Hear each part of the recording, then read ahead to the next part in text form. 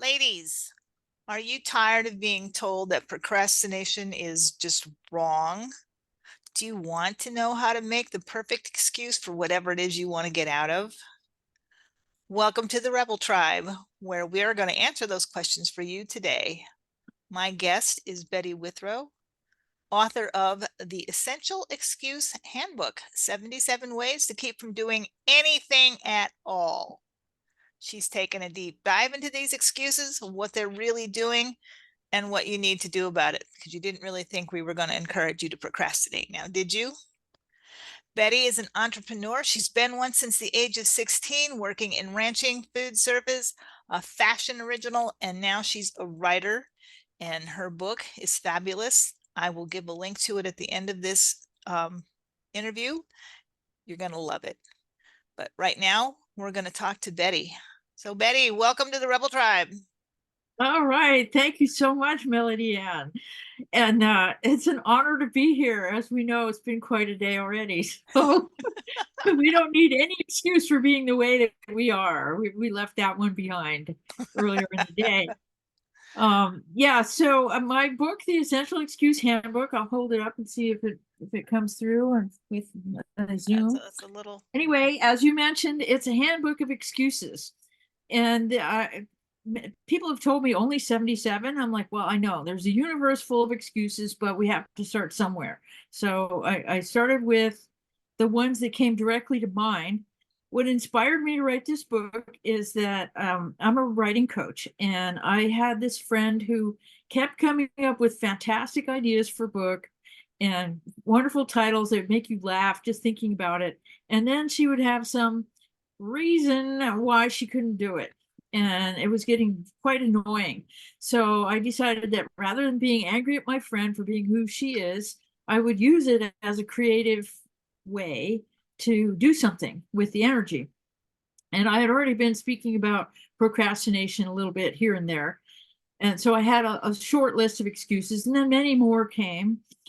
And then I started realizing that I was really an expert in this because I had used or accepted all these excuses myself. And that wasn't the most comfortable thing I've ever had to look at, but it was great to, check that out and see what the excuses challenge you to notice about your life. It's true that if you don't want to get anything done, this book will really help you to avoid getting anything done, because you can take the excuses at face value, which is how I present them originally, and just run with that. Like, excuse number one, it's just not fun. Okay, if it's just not fun, then, let's just be done. Don't do it, right? That's not fun. I'm not doing that. But for the purpose of this interview, I decided I would focus on some of my favorite excuses, the ones that really hang you up and that also contain deep meaning. See, that's the power of excuses, that every time you make an excuse, you're actually opening the door to becoming aware of something that you've been avoiding, which is, what excuses are all about. And they say they're going to really help you avoid the thing that you don't want to do. And they're going to make it easy for you. But what they're really going to do is they're going to make it easy for you to miss the boat and not have your life work at all.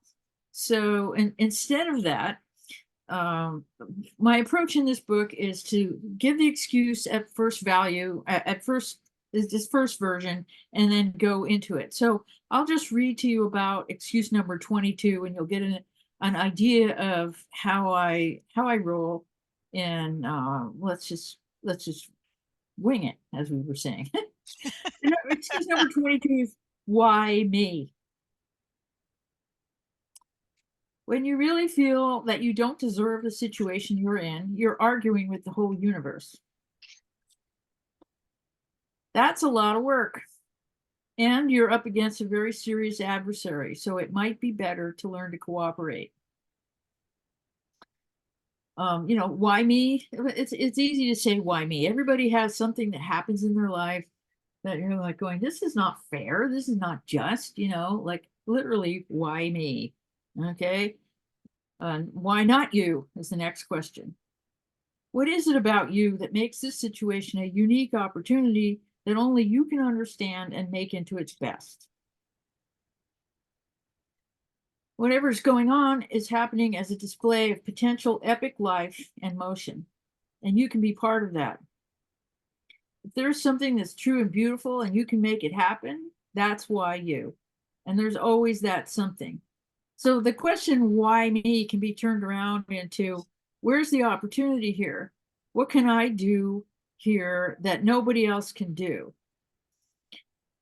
And that, like, that is opens a door to a different way of looking at the entire display. What situation has turned up for you that you didn't expect that is challenging for you today? Yeah, I was gonna say, you need to Right, ask that question. right. Well, I'm asking it of our audience, and and also of myself, and I have a dim view. I mean, a dim idea of what you had to deal with today that you certainly didn't expect. So what is there to do with that? A lot of the things around excuses have to do with your attitude, and in some of the excuses I talk about how you're you're most likely you're cutting yourself short by making this excuse and depriving yourself of your power in the situation. That's what the excuses are all about. They come in acting like they're your friend, and they're going to really, they're going to take care of this for you. Yeah, they'll take care of it for you. They'll make sure that you don't get what you want, and you never accomplish the things that are important to you, and many other dire consequences like destroying relationships and keeping you stuck. And it gets pretty dang ugly when you really check that out. So the next question is, what are you being asked to do, either by yourself or by others, and who would you need to be in order for that to happen? And what would happen if you became that person? This is another layer of what excuses are about, is keeping you where you are so that you don't have to face your discomfort and make the decisions that are going to give you the opportunities that you say you want. But also that there's going to be consequences to those excuses, like people might not like you if you outgrow them. That's one of the consequences of getting what you want, is that people who aren't willing to make the same kinds of choices aren't going to like you. And you may have to, bargain with yourself over which one is more important to you. Getting what you want, or being liked for not getting what you want. To me, that's not much of a choice. But again, I became an expert in this by doing exactly that for a long period of time in my life. Just kind of pretend, there's a great question that one of the coaches I know asked, and it's, what are you pretending not to know? So the excuses are about that. You're pretending not to know that, for instance, in the case of excuse number 22 of why me, you're pretending not to know that you have power in the situation. And you're saying life happens to me instead of I create my life. This is a really profound choice that each one of these excuses offers to you. So that's one aspect of it. So I love the fact that what you're saying is the excuses, it all depends on how you look at it. Like today, Yeah. I could have just totally caught, and I had legit excuses. Okay. Mine weren't even excuses. Mine were legit. And I could have Yeah. just as easily messaged you and said, I'm not doing this today, Hmm. and just been done with it. Or you can go in with the attitude, what did I message you? I'm game if you are. Okay. Yeah. So it's how you perceive what it is that you're saying, whether it's an excuse or whether it's a self searching question to help you grow. Mhm. Yeah. Am I Yeah. making sense here?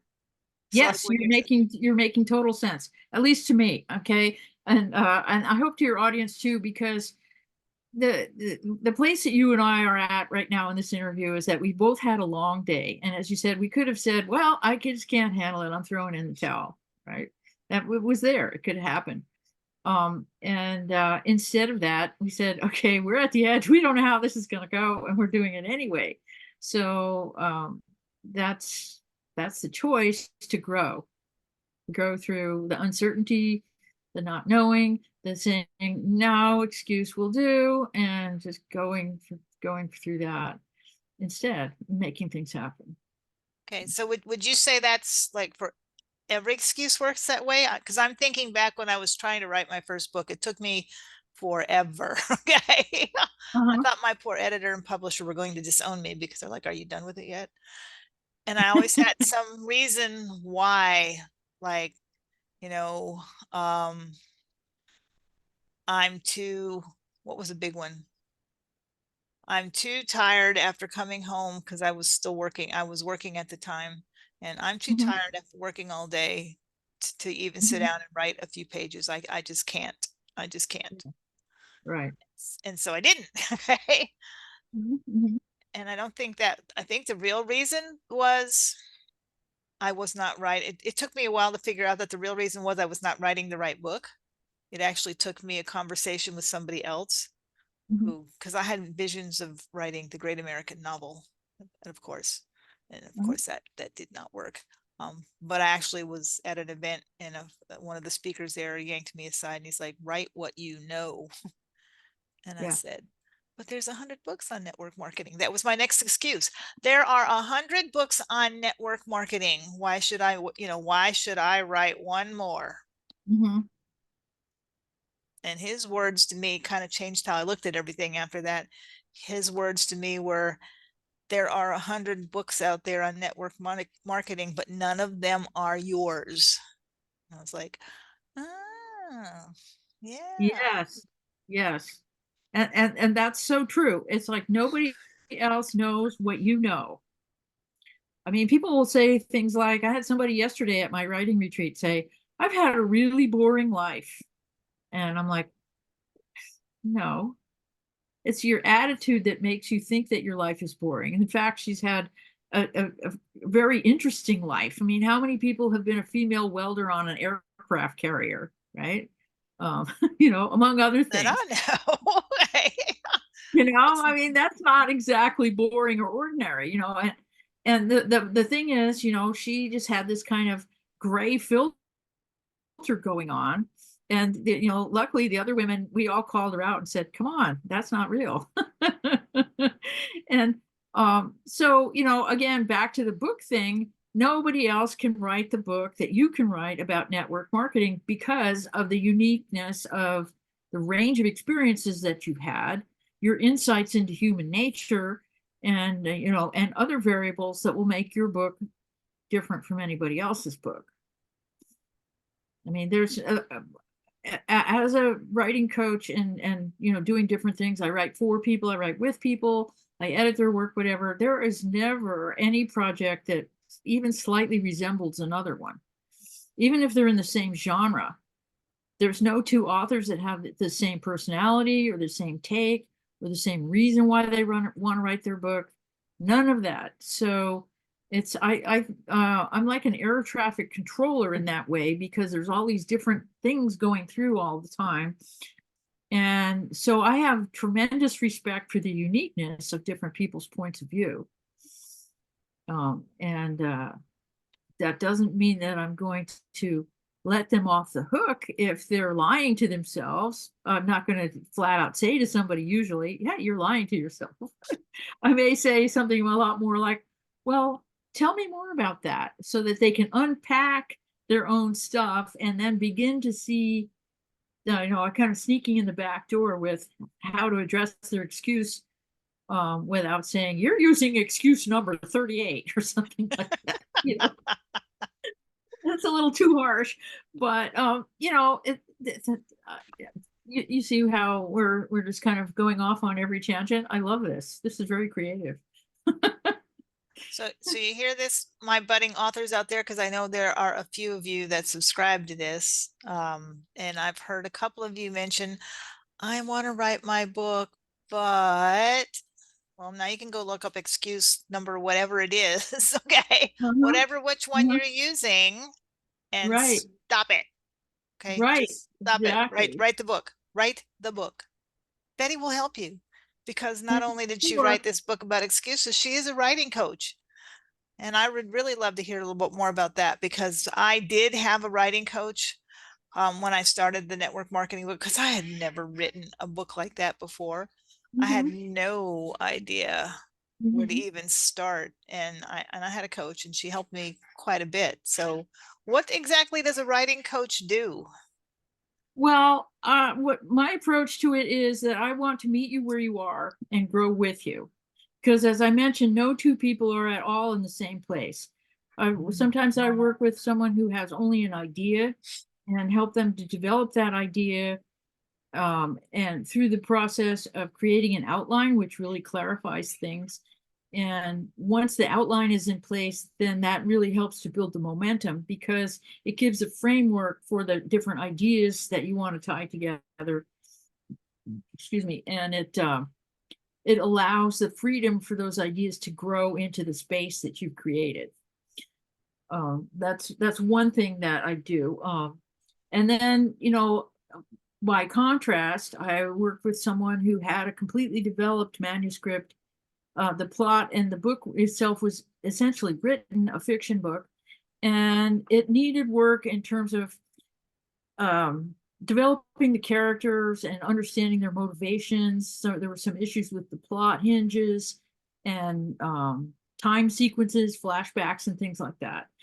So we got that to be clarified, because my goal is that the reader can just fall into the book and they're not hung up on the structure of the book or saying, why is it like that? I mean, in some cases, you do want people to be saying, why is it like that? But in most cases, especially in a novel or something, you want them to just be in the story. And then the question of, why is she like that is not, it's not written down, but it's occurring to them. But meanwhile, they're continuing to read as the story grows, if all that makes sense. But so, I'm thinking about the most recent people I've worked with. People think that there's writer's block, and I don't believe in writer's block. I believe that it's life block, and it's manifesting in your writing, because your writing contributes to your life and your life contributes to your writing. The best writing takes elements directly from a person's own life and takes it into the story. Like in the retreat that I had yesterday, there were two fiction authors there. I've worked with both of them. And we ended up talking at length about the motivation of the characters and the fact of distancing yourself from the one woman is writing something. They both had elements of their own life. But in order to handle what the one woman was writing about, she backed off and wrote about it in the third person. So then we were talking about the motivation of the character, knowing that we were talking about this woman's own life. So um, that it takes all these different forms. And then I also work with people in business books. Um, the first question that I ask anybody is, what do you want this to do? Because I was trained in rhetoric and the art of persuasion at a young age, and creative writing and other things. And in rhetoric, you really want to know what is the end result out of the whole thing that you want. So it has different layers. Like, what do you want for your reader? What do you want for the world? And what do you want for yourself? And each one of those has a different answer, but they're all related. And so when I'm able to really understand how the messaging works and who it's for, then we can construct the language that we need so that it accomplishes that. Like, I sometimes teach business writing, and I have three, what I call the three golden apples. And the first one is to speak in the language of your market, which means getting to know who it is that you want to influence, what you want them to do, and how do they roll? Literally, where do they hang out? Who are they? How do they communicate? What's their community like? What's important to them? And so that's what that involves, the language of the market. So that tells you how to speak with them. The second element is positioning yourself as the go-to expert based on your experience, and presenting your experience and your qualifications in such a way that people really get it, that you understand what they need and that you can make that happen. And the third element is focusing on outcomes, where you talk about what is the actual result that you're going to produce for people, and future pacing, thinking ahead of them, even so that they get that you have bought into their vision and you want to help them grow into that vision. So those three elements all tie together, and it's in reality, we have to start with the outcome. That's why I always say, what do you want this to do? So then after we've kind of done all of that and we have a basic framework, then we go back to what do you want this to do, and see if what we've come up with is in alignment with that stated goal. All I can say is I'm glad you didn't work with me. I'm sitting here when you're talking about outlines going, outline? What's an outline? Well, see, that's the thing, people don't, you don't have to know. I mean, that's what support is for. I can show you how to make an outline. I mean, a lot of times I've written outlines for people. Good try. I did a ghostwrite for a woman who had a very difficult personal story that she needed to get told, and it was so emotional that she couldn't write her own outline. She told me the story. I wrote the outline, and she was crying while we were reading the outline together, even though I had written it and she hadn't. But it made it so the book could happen, because then I would say, okay, tell me what you want to talk to me about today. And she would tell me the story, I would record it, and then write the chapter, and I would know where it went in the sequence. So as we did that, it became a healing process in many ways. And it became a miracle. It's just basically a miracle story. It's published, and it led to her seeing her life and the experiences that she was describing and that she wanted the world to know about in a completely different way. It elevated her vision of what she could do with her life. And I'm really proud of her for following through, and also of what we did together. It came out great. Well, I But write. an outline is just basically, okay, what kind of a structure is going to support what you want to happen? And that's why what do you want this to do is such an important question. Because, like, say it's a 3-minute commercial. Okay, what are the 3 points we're going to hit in 3 minutes, and how are we going to do that? That would be 1, 2, and 3 in the outline, and then the sub the intervals between those 3 numbers are represented with letters, and that would be, why is this important? Who is this for? How can you get in touch with me? The different points that you would want to bring up in those three points. I promise never to hire you as my writing coach, because we will drive each other crazy because I am neither that structured nor that organized, but I am But working see, on the that second you one, don't and I have to be. probably. That's the kind of support that I can give people. I have this one guy that has such a chaotic thing going on that I'm hoping I'm going to be able to help him. Okay, let's just say that. He's very, very brilliant, and his thought process is all over the place. He's kind of, the first thing we did is I said, okay, I proposed this outline. I gave him the outline. He proceeded to basically ignore it, but My kind of guy. it was there, for him to refer to. And then I think it helped him realize, this is what I really want to do. I'm like, okay, good. I mean, I'm not here to tell you what to do. I'm here to help you do what you want to do. That's the thing, So, yeah.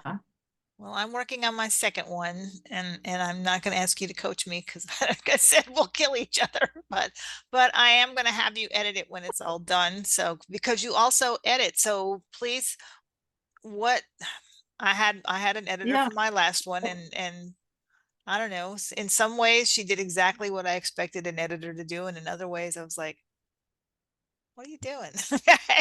So what as an editor, what do you do? What does an editor do?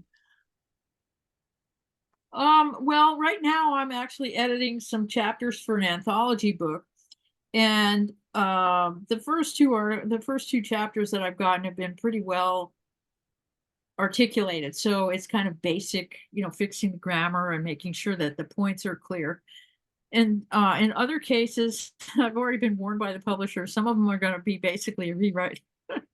But what an editor really does is goes through to my aim as an editor. I'll just say that because editors do have they're like writers. There's no two alike. But what I do is I want it to be that your grammar is correct enough that a person can read it without becoming confused by a sentence. I'm a grammar nerd. I've been accused of being the grammar police and worse than that. And that's okay. That's not for That's good. everybody. But I love grammar because it supports the meaning of what your thought is. And, little stupid little things that, like prepositions and prepositional phrases and things like that. They may seem trivial, but the point of it is that it can make it easier for the reader to absorb the thought. And in my vision of what writing is that it's taking the thought that's in your mind and putting it on a page so that it can reach other minds intact. That's the whole point.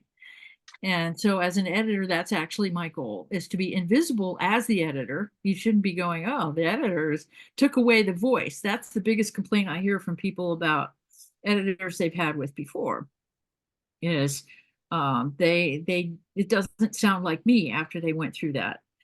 Here's an example. I'm finalizing some edits on a paranormal book, and it has a lot of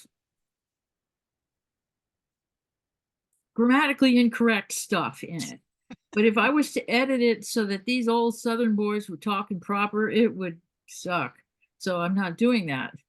I'm making it so that you can identify with them, you can get where they're at, and if they talk slang or they swear or whatever, that's how they are. I'm not gonna fix that. Does that answer your question? Yeah, because I mean, and I loved her. She didn't do anything wrong, but she actually helped me out quite a bit, because she would do things like she would come back and and give me ideas on, did you know there's this research study that backs up what you're saying here, and she would, and you should include a little paragraph about that here, and I was Mhm. like, oh cool, I didn't know this study existed, and thank you, and yeah, you're right, Yeah. that would make a good little piece to put in here. So I mean, she went that far. So I was Yeah, like, that's that's a awesome. deeper kind that's really cool. That's developmental editing, and that's really getting into the topic. Yeah, that's excellent. So yeah, so But I mean, that's I loved her, but it just kind of surprised me that that she was actually out there researching, I guess, or maybe she yeah. already knew. I don't know. She wasn't in the business, so I don't know, but it kind of Uh-huh. surprised me that she was actually out there researching, I guess, and finding information like that to share with me so that I could, make the book even better. And I was like, well, that's really cool. Yeah. Thank you. Yeah, that's great. Yeah. Okay, Yeah. so the writing retreat that you did, because we have discussed in the past, I have some author friends, and we have discussed having what we call the writer retreat, but after listening to you, it probably wasn't. It's probably more like a bunch of ladies just sitting around working on their books at a cabin by the lake. Right? So it sounds That's like a you writing actually retreat. have like an actual writing retreat. What are these like? Tell me, because this might be cool. Well, again, there's no two alike. Two of the women who were there were three women there. Two of them knew each other from the last session that we had. Another one had come down from Canada to here in California, and she and her husband made a week-long vacation out of it. Um, and the Canadian lady was the instigator. She asked me when was I having another one. I said, well, when can you come? So that's why we ended up having it just now. And she had just uploaded her book for the second time after she had published it, got some feedback from her book club, went after that feedback and re-uploaded. So we talked about her book, and then everybody, the other two wanted to know about the book, and she went, oh. So she told them the basics of the book, and then we started talking about the characters and their motivations. We talked about why do we write, and that was the one thing that was really cool about this author, was that she came in with some of the most amazing questions for everybody, like constantly questions that really made you think. And at one point she said, well, before I had the motorcycle accident, I wasn't like this, but now I have no filters, so I'll ask anybody anything. And so it was very thought provoking. And then the other lady whose novel remains incomplete, because she got into doing a lot of political writing lately, got, I think, reinvigorated to start her, get back into her novel, which I told her I thought it was almost done. So kind of like, hey, why don't you finish it, please?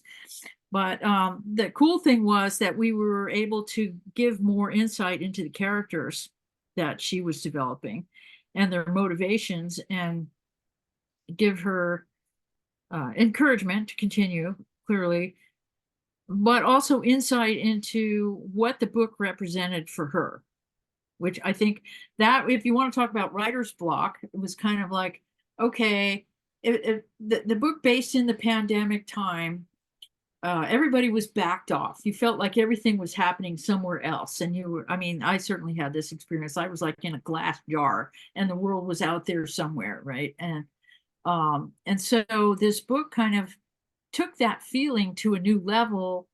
And I think maybe well, there's a different reasons, personal reasons and things why the writing was paused, but I think she's ready to move on to actually completing this project, which makes me happy because it's a really good book. And so and then I had some handouts that came from a workbook that I did for my life coaching years ago. And this time it was a module on completion. So when I gave the handouts, everybody started writing in the handouts, and it asks you some questions that are designed to make you uncomfortable so that you can grow through the discomfort. And after we'd been sitting there for probably 10 or 12 minutes, I said, we don't have to finish these. There's 10 pages here. This isn't a final exam, because I was getting uncomfortable reading my own questions and answering them. I was like, okay, that's enough. You can take these home and play with them later if you like. I mean, it's a good exercise, but I didn't want to spend all our time together, working on worksheets. It's too precious to do that. And then also there were a couple of handouts for making a strong paragraph and developing a character.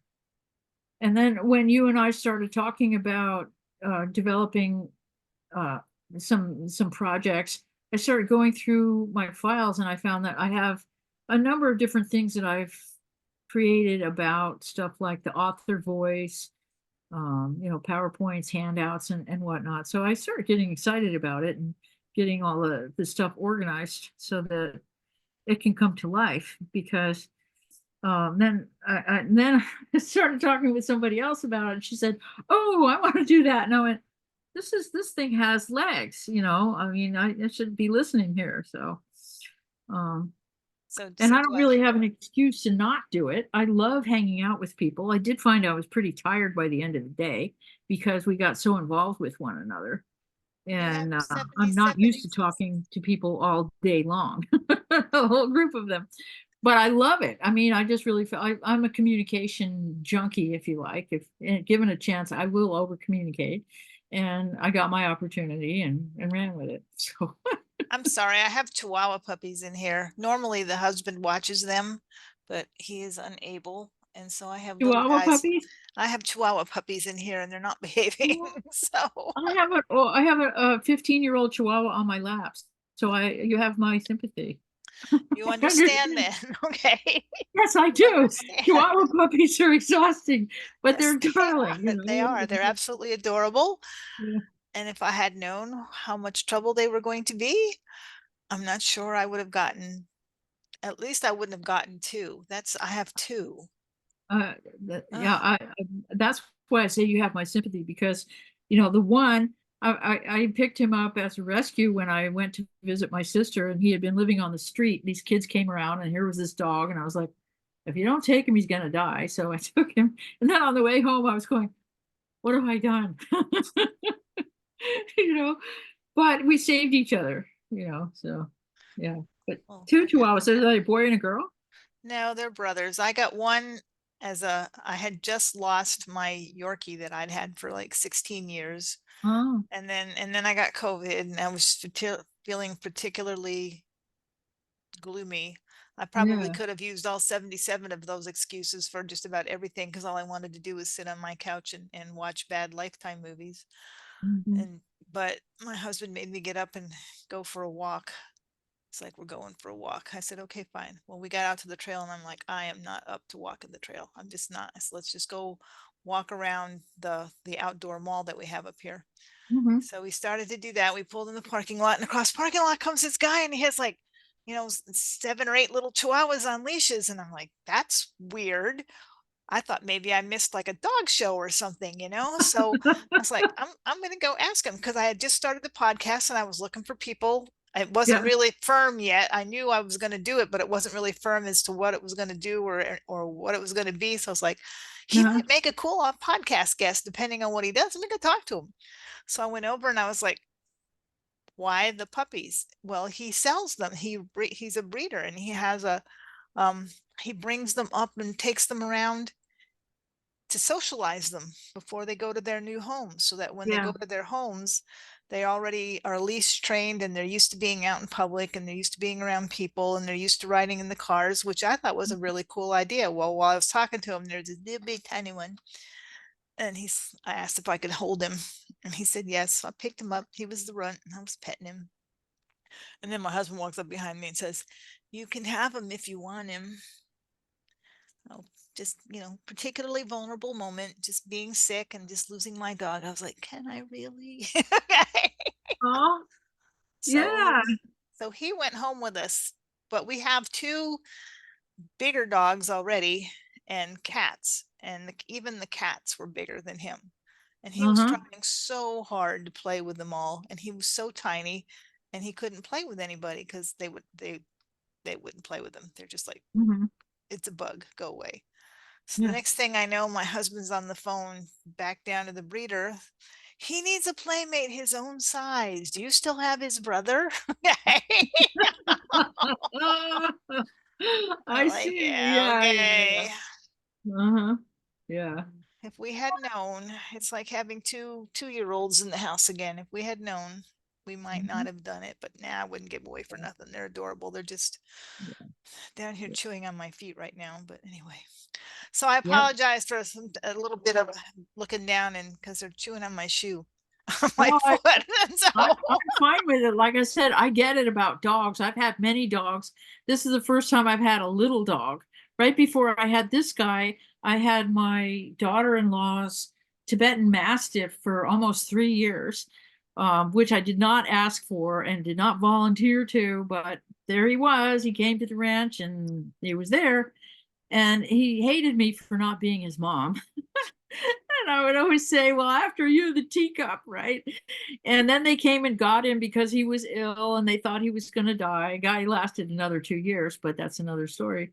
Anyway, so the next day I went out to my sister's place and found Jasper, who's sitting on my lap, was there waiting for me.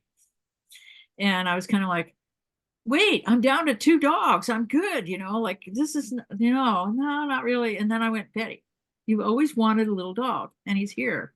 And if you don't take him, you know what the shelter's going to do. So, like, get with it. So I did. well, cool. All right, so we need to get back on track, because people who know me know that I go off on tangents very easily, and we could talk for Uh-huh. hours. However, the Uh-huh. podcast is new, and the podcast subscribers might be like, what the heck are they going? We got in here to talk about excuses, we've got into writing, and now we're talking about dogs. Okay, so Oh, let's it could get be back worse. on track. Oh, I know. I've been on marketing podcasts where we ended up talking about potatoes for 20 minutes. So I get it. Let's not do that. But since you mentioned being tired, I opened the book when I didn't plan to do this, to excuse number 56. I am too tired to care about writing, creating, doing, or living. Oh, I'm You never too say this tired to when you care don't about feel like living. you are getting what you deserve and you are hiding from that feeling. Being tired happens, and rather often. But how tired is too tired? That's a good question for both of us right now. Where is that place in your life, and what does that mean to you? Are you tired because you've been kicking ass, or because you have been avoiding yourself? These two kinds of tired have completely different characteristics and show up in your life as either energy that needs to be renewed or energy that has been dissipated. Are you tired of kicking yourself for not wanting to do something? How about if you decide that you don't have to want to do it and see what that looks like? What would you be willing to do if your life depended on it? When you don't feel like doing anything, do you do something anyway? How can you get rid of 3 things that you don't care about doing but have been kicking yourself for not wanting to do? So, this is again, the idea of this book is to get you to take action on the feeling that the excuse is bringing up for you. The feeling is there in its raw form as the excuse. I'm too tired. I could give a hoot, right? However, what's really going on there, and are you going to do anything about it? And when I wrote this book too, I took the approach that it's a very serious topic. So I got into humor about it because it's too serious to not make jokes. It just is too depressing if you don't make jokes. And then I started going, and the other thing is that either love me or hate me, and let's get that out of the way right now. Because if you don't like my approach, then we might as well know that, right? But if you do, then let's talk about, what's going on. So that is the excuse book. Um, Oh, cool. So if we absolutely love what we've heard tonight and we want to get your book, where do we get it? It's on Amazon. I actually just redid it because I had someone purchase a bunch of copies to send to his clients, and he, not being a detailed person, didn't notice that there were errors in it, but one of his clients did. So I said, okay, take a hint, because I knew it wasn't perfect. I already knew that. So I went in and added more content to it. I corrected the typos. I revisited all the topics, which again, you know what? It's much easier to fix somebody else's book than to fix your own, just in case you didn't know that. But it's done and it's on Amazon, and if you get it on Kindle, it's cheap. So, Well, for us people who like that, the crack of the binding as you open the book and the smell of the ink on the pages. mhm. A Yeah, few other people, there's Kindle. yeah, yeah. And so you can actually have it either way or both. Up to you. And if we're working on our book, or we have an idea for a book and we're using one of your 77 excuses to not write our book, how do we get a hold of you to coach us through the process? You can go to the writerslaunchpad.com, where there's a link to schedule a conference with me, 30-minute complimentary, to talk about what you got going on and see if we're a good fit to work together. You can connect with me on LinkedIn, which I do a lot. You can find me on Facebook as well. And connect with me. I just about always say yes, especially I'll look you up and see who we know together, and let's talk. Yeah. Okay. And you did mention that we had been discussing doing something together. So I'm pretty excited about it too. And you want to talk a little bit about that? Because Sure. apparently there's other people besides the ones I was thinking of that are interested. You found a lady who was like, I want to do that. So let's put it out there. Let's put it out there, because I'm a big believer in once you put it out there, it helps. It's more real once it's out there. Yeah. Yeah, I agree. And, as a marketer, I mean, one of the things I do is write marketing copy. I was talking with an associate today about make a place for them to go before, and then do all the fancy work. But so I've been organizing it. I want it to be 5 modules where we go through the various elements of writing. And let me pull that folder out so I can remember what they are, because I don't. Module outline. Here we go. Um, it's kind of from start to finish. The first module is getting started. And what do you want this to do? What book do you want to write? How did you come to this idea? And what makes it important to you? That's the first module, is getting your thought process to gel. And from there we can start coming up with a method. The second module is gaining momentum. The basics of an outline, structuring your thoughts and plot points, your introduction, tips to gather ideas, The third module is keeping it going for motivation, efficiency, what happens when you hit the wall, which happens to every writer, even if you do it every day, as I do, you hit the wall. And getting feedback and incorporating critiques constructively. How do you do that? The fourth module is about wrapping it up, connections between chapters and sections, tying your ideas together, going back to your introduction, because the introduction is essential to having your book be coherent. And then, when are you done writing? The fifth module is about polishing and presenting, the editing process, formatting, agents, self-publishing, what's the difference, which is a good idea, and how do you go about doing each of those, with an overview of platforms and requirements and things like that. So those are the 5 modules I came up with.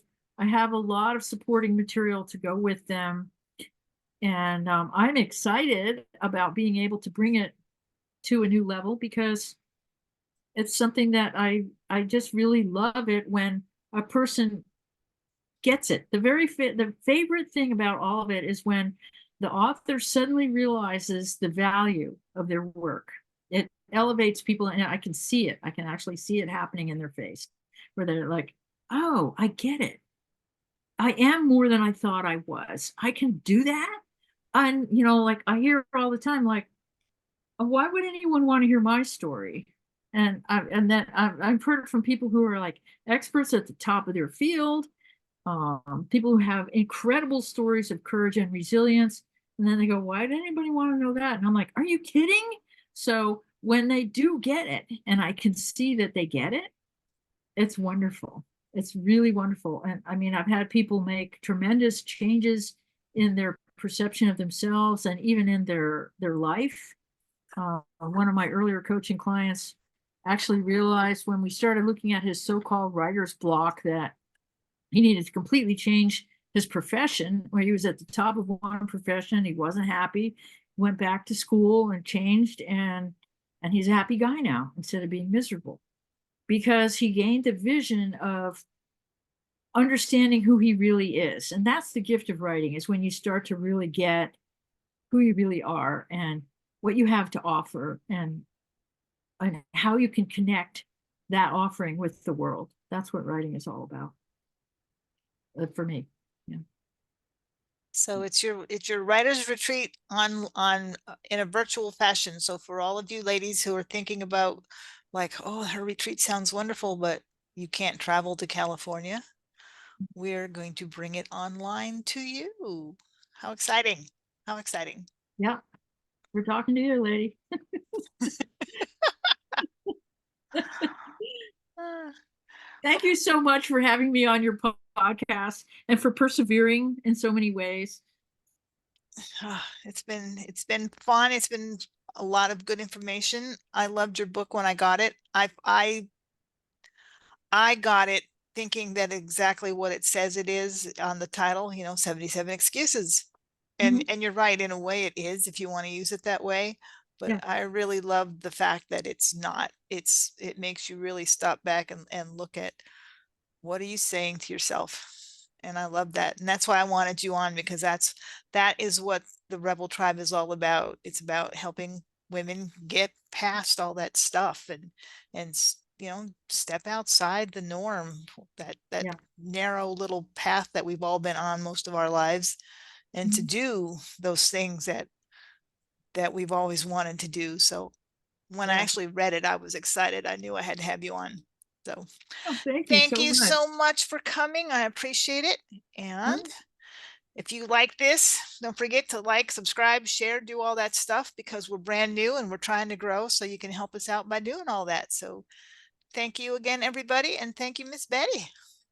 I thank you, Miss Melodian.